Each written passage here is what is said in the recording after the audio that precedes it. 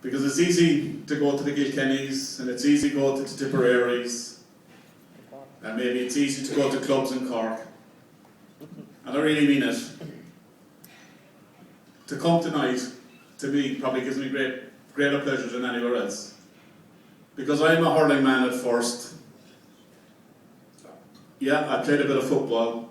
I'm a GA man, but I love the small ball. And all the guys in the dress suits, when I came in tonight, it was like going to the Oscars or maybe going to the All-Stars.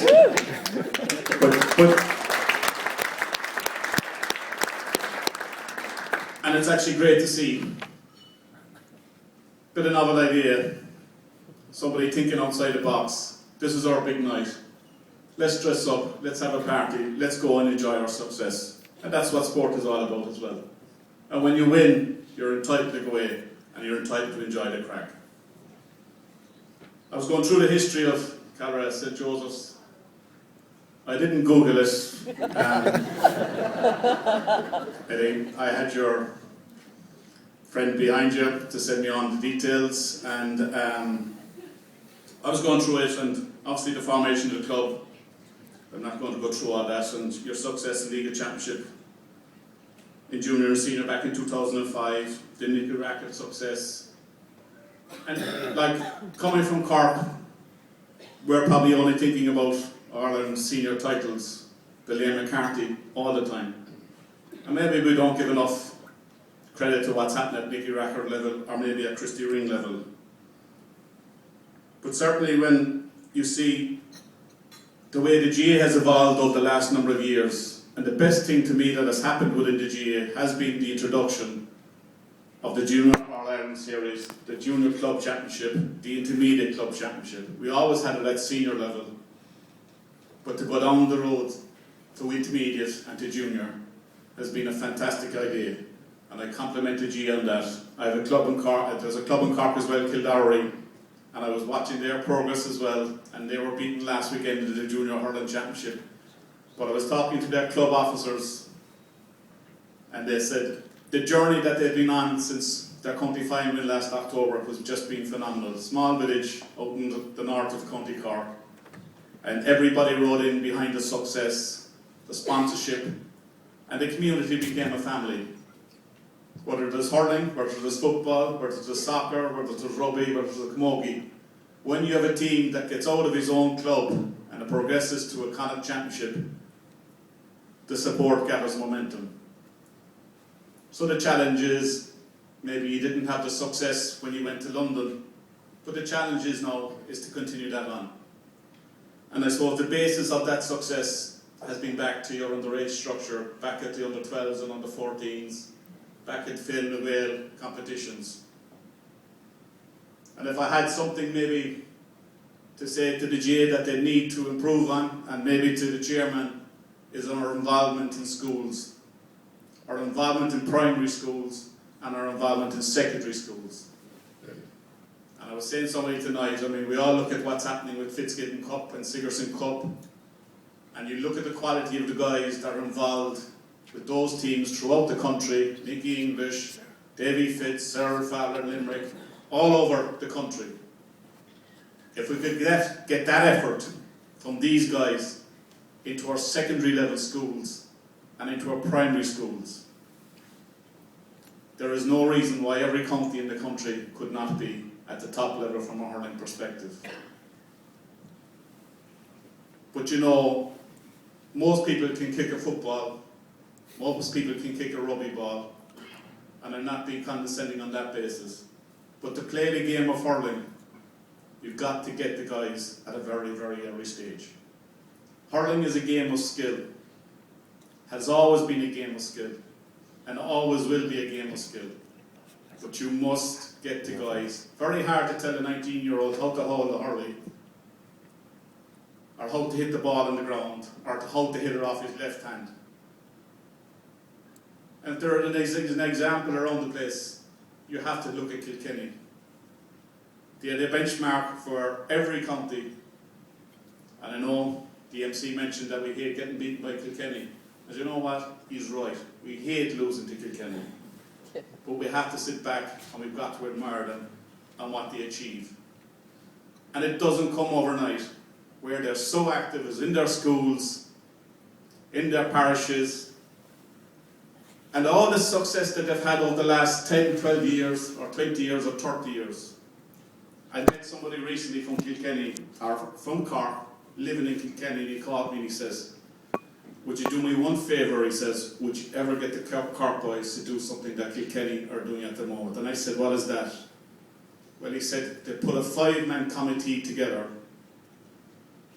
to go around the county and meet every former player that played with Kilkenny and sit down and have a chat with them and ask them where the Kilkenny Hurlers are going to go for the next 10 years. What do we need to improve on? What do we need to be doing in our schools? Why are we losing minor championships? And I thought it was a fantastic team. This is a team that was just last going for 5 in a row 2 or 3 years back, or back after winning another 2, going for 3 in a row this year. But their hunger for success and their organisation, there must be lessons to be learned for everybody.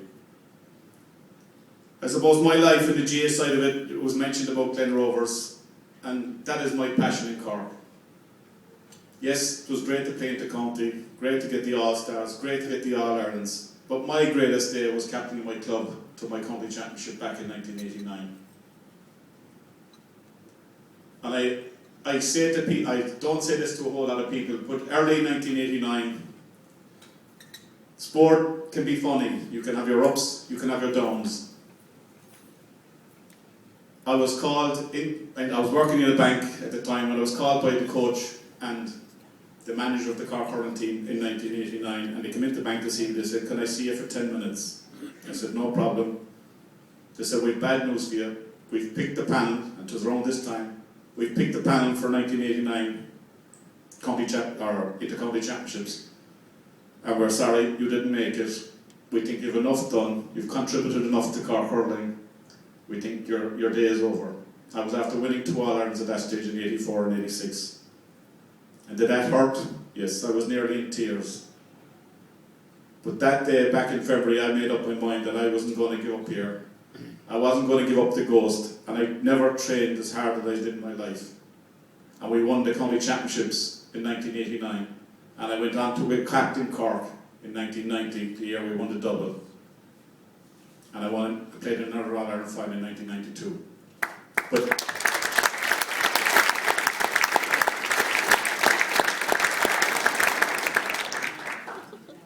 and that is the challenge that's out there to the GA as well. We're seeing an awful lot of maybe a bit of elitism in development squads, particularly down at 14-year-olds, 15-year-olds. I was saying at the table tonight, one of the greatest hurlers that I've ever seen was Henry Shefflin. And do you know where he played until he was minor? He played on goal. Nothing wrong with development squads, but I just feel we're losing a lot of players because we're making 30 or 25 or 30 guys to be so special. And I go back to 89. Yeah, I could have thrown in the towel, given up the ghost. And that's what's happening, a lot of stuff within the GA as well, where youngsters are seeing guys maybe going to development squads. I'm not good enough to make that development squad.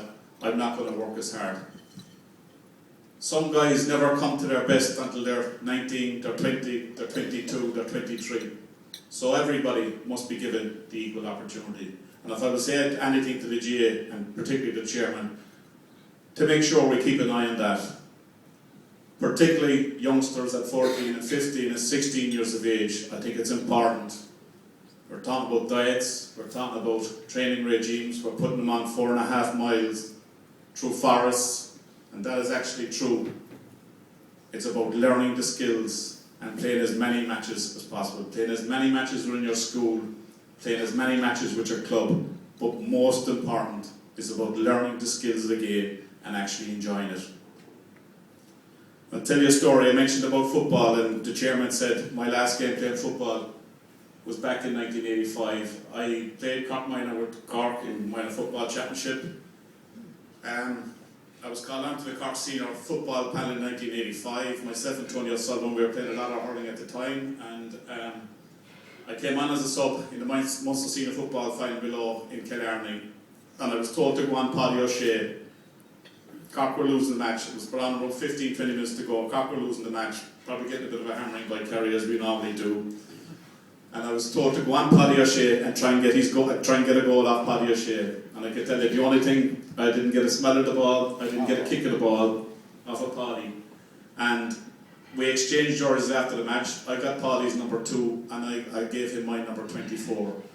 But that was 1985, and I remember following the year, and Kerry went to the All-Ireland football final in 1985 where they played against Dublin. And the great Paddy, God rest him now, he was a great character. Paddy was playing right corner back. And if you remember back there, the older guys, he was on a guy called Joe McNally from Dublin. And anybody that would know Joe McNally, he was about 16 stone. And as Paddy was standing to attention for the national anthem, there up came Joe McNally up behind him, and he gave him a right knee up the arse. And he whispered into Paddy's ear, "Well, Paddy," says he, "how did you come up this morning? Was it by bus or by train?" 3 minutes into the match, St. John's ambulance men out onto the field. There was Joe McNally stretchered on the ground. And Paddy ran back and whispered into his ear, "Well, Joe, what hit you? Was it a bus or a train?"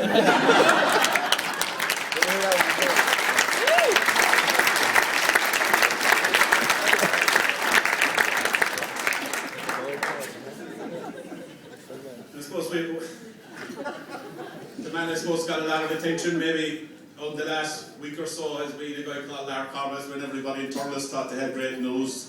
Lar was back playing again with Tipperary, and he was after winning 10.6 million in the lotto. And Lar arrives in John JFK airport in New York, and all the press are waiting. "You're the man that's won the lotto." But I think over the last day or two he's actually denied the report. He says he saw Tommy Walsh going into the shop, so he said he'd follow him in.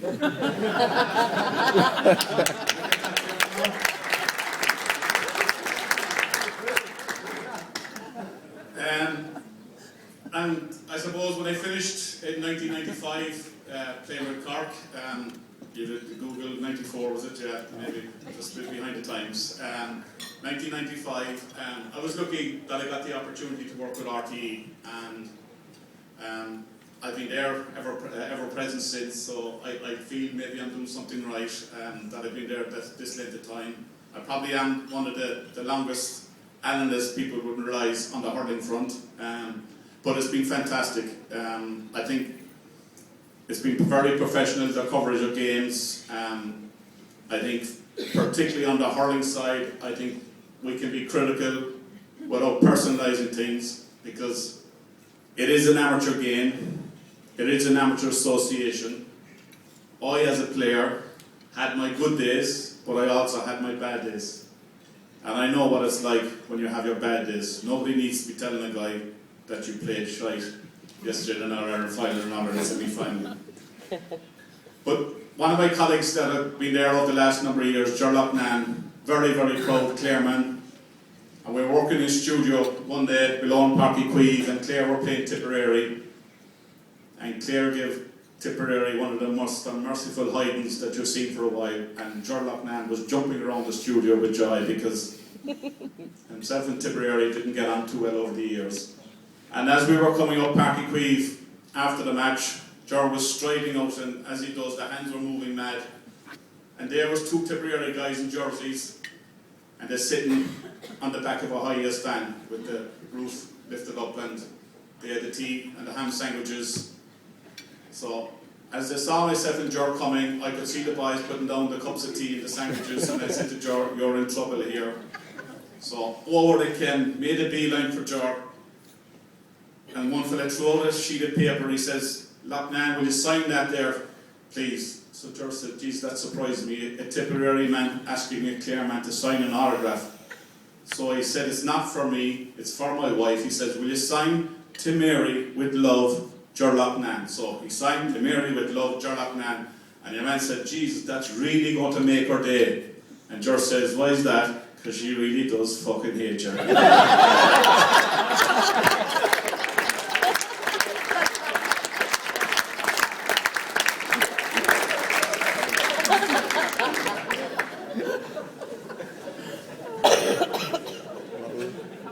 I said it'll only be a couple of minutes. I know you're on mad to get dancing and maybe get to the bar, but I'll just tell you one final story. And I'm conscious a couple of young girls now, but maybe they'll close their ears for a couple of minutes. But, you know, we're all going through difficult times, and things are not easy, and the world has changed so much, and everything has evolved so much, and like we're all hearing about this word change, and you've got to change this, and you've got to change that, and you've got to do this. But I was out recently there with a good friend of mine, Jim Cashman, and our wives, and we were inside in a restaurant, and we went in and we were shown to our seats, and the waiter came around with the menu and said he'd be back in a couple of minutes to take your order. So back he came a couple of minutes later to take the order, and we gave our order, and whatever way I looked, he had a silver spoon hanging out of the top of his pocket. And whatever way I looked around, there was all the rest of the waiters, and they all had silver spoons out of the top of their shirt pocket. So I said, what's with the silver spoons? Well, he said, it's like this. Team of accountants were down during the week. Cost income analysis. Most common feature at the table is people dropping spoons. We have to run into the kitchen, turn on the hot water, use of the hot water, dry the spoons, back out again to the table. So suddenly, as soon as somebody drops a spoon, just put it back down. So we had our meal, came to dessert, same waiter came around, put down the menu for the dessert and stuff, and whatever look I gave, there he had a string hanging out of his fly. Sorry, Bernadine, don't worry about it. I have to put the head down. And whatever look I gave around, there was all the rest of the waiters, and they had all strings out of their fly. I think Eddie will enjoy this one.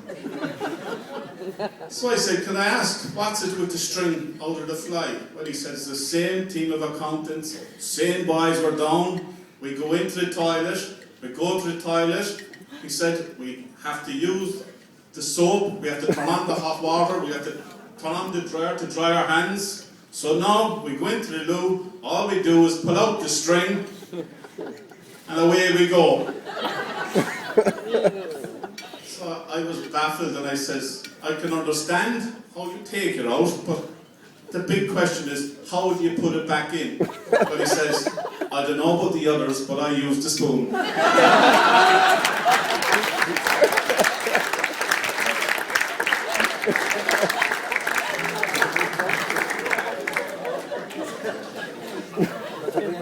So that's my party piece for the night, lads. Somebody mentioned about maybe training up here at some stage, or if anything ever needed to be done. I would say to Bernardine or Teddy, or if the club here are looking for anything to be done someday, feel free to give me a call, or maybe take one or two of the younger lads from Cork up, Patrick Corrigan or Steve MacDonald from my own club. Or if you want to come to Cork for a game or anything like that, a junior match, just give us a shout and we'd be willing to accommodate you and facilitate you.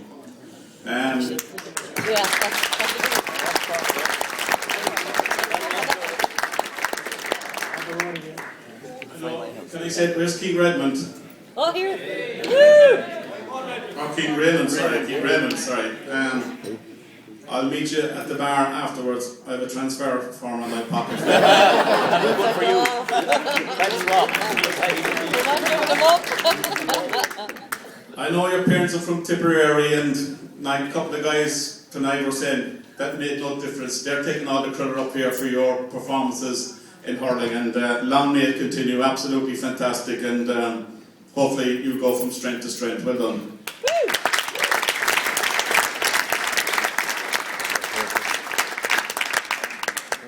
Then I heard about Ishka, and you were down with Frank Murphy in Cork, he'd have his scissors to you long ago.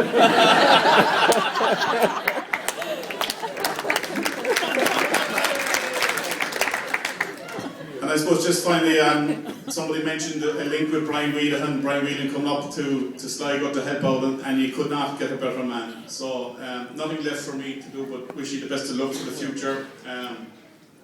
Continue on from the success of this year. To the footballers, best of luck to you as well. I always said football was only a game for bad hurlers, but I gotta be careful up here, Eddie. I want to get back out again in the morning. I said that one night in Calry, I nearly got killed. But hurling is my love. It's one of the greatest games in the world. It's probably what, to me, it has always been Ireland's best kept secret.